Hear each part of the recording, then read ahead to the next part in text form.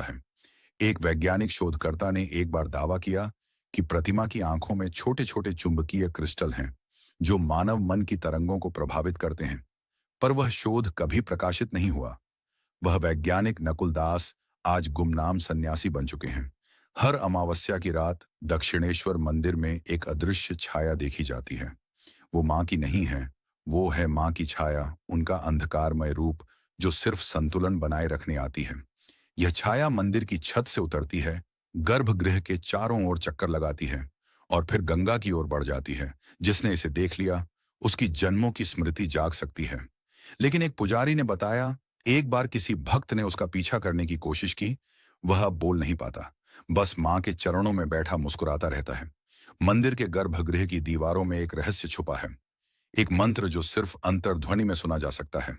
कहते हैं जब वहां घंटी बजती है और ध्यान में बैठा जाए तो दीवारें एक ध्वनि फेंकती हैं, एवं क्रम कालिकाएं नमः त्रैलोक्य विजयाय स्वाहा। जो भी उस ध्वनि को अपने भीतर सुन ले उसके जीवन की सभी रुकावटें स्वतः कटने लगती हैं। कुछ साधक इसे ध्वनि सिद्धि कहते हैं। एक अत्यंत गूढ़ रहस्य मां की मूर्ति के पीछे की दीवार साधारण ईंटों की नहीं बल्कि विज्ञान और तंत्र की मिलन बिंदु है। तांत्रिकों का मानना है मूर्ति के पीछे एक ऊर्जा रेखा एनर्जी लाइन गुजरती है जिसे नाड़ी त्रिकोण कहते हैं। यह रेखा 3 स्थानों से जुड़ी है, एक कामाख्या शक्तिपीठ, 2 काशी का महाश्मशान, 3 तारापीठ बीरभूम। यह कनेक्शन मंदिर को एक जागृत ऊर्जा केंद्र बनाता है। विशुद्धि अध्याय अंतिम रहस्य जो बुलावा नहीं आदेश होता है। दक्षिणेश्वर आने वाले कई भक्तों ने एक ही बात कही है, मैं यहां आने का कभी सोच भी नहीं रहा था, मां ने बुला लिया। पर असल में यह बुलावा नहीं, एक आदेश होता है।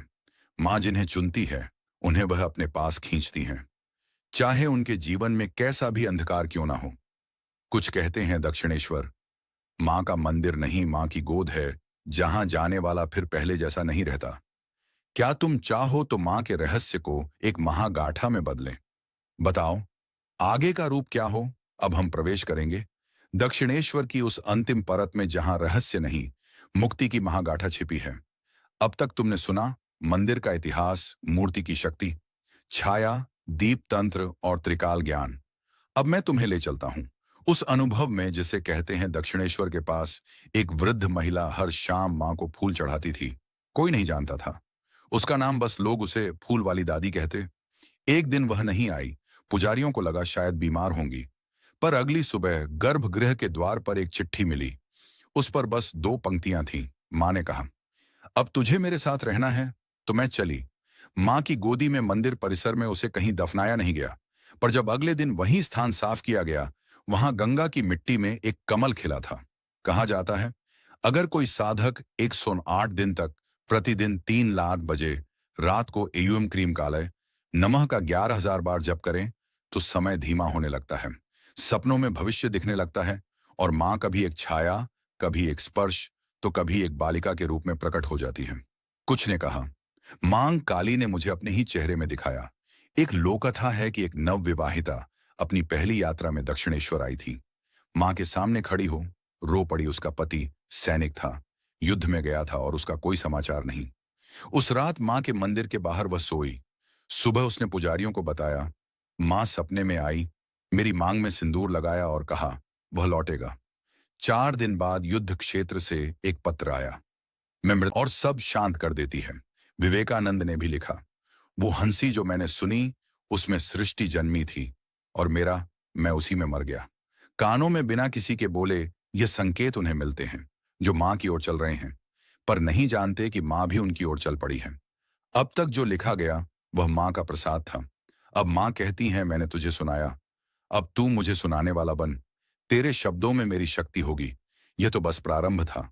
मां की लीला वहां शुरू होती है जहां तर्क समाप्त होता है। अगर आपने भी कभी उनके चरणों में एक अदृश्य शक्ति को महसूस किया है तो आप अकेले नहीं हैं। इस कथा को सुने, महसूस करें और आगे बढ़ाएं, क्योंकि शायद ये मां का बुलावा है आपके लिए भी। अगर आपको भी महसूस हुई है मां काली की शक्ति तो रुको मत, लाइक करो, क्योंकि एक क्लिक से तुम्हारी श्रद्धा मां तक पहुंचेगी। शेयर करो ताकि यह दिव्य रहस्य उन तक भी पहुंचे जो अभी अंधकार में है। सब्सक्राइब करो क्योंकि यह केवल एक कहानी नहीं, यह एक साधना है, एक यात्रा है, एक अनुभव है। और अगला अध्याय तुमसे बस एक सब्सक्राइब की दूरी पर है। और हाँ, कमेंट में जरूर लिखो जय मां काली, ताकि तुम्हारे जीवन में मां का प्रकाश बना रहे और उनकी कृपा हर दिशा से तुम पर बरसे। तो मिलते हैं अगली रहस्यमयी कथा में एक नई शक्ति के साथ, एक नए रूप में। तब तक के लिए जय मां काली जय। दक्षिणेश्वरी संगीत।